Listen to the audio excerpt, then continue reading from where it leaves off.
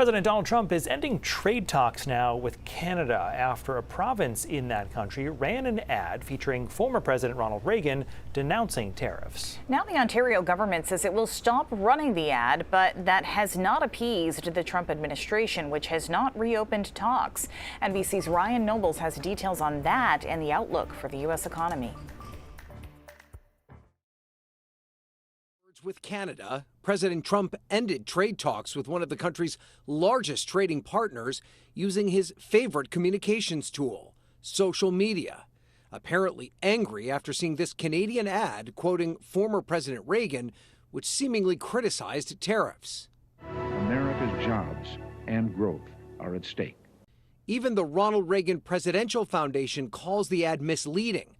While the ad does show that Reagan championed free trade, the ad left out that Reagan delivered the speech to explain why he imposed tariffs on Japanese goods. Administration officials defending the president.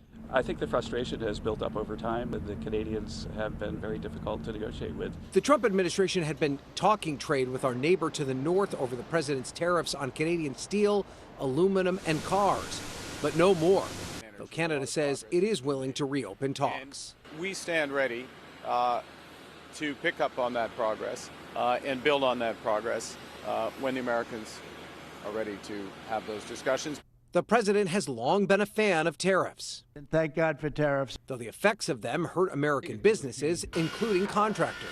Prices fluctuate too often. I do a lot of jobs, time, and material because of it. And these trade beefs happening against the backdrop of higher inflation. New government numbers show it rose to 3% in September, up slightly from August, but still at the highest since January.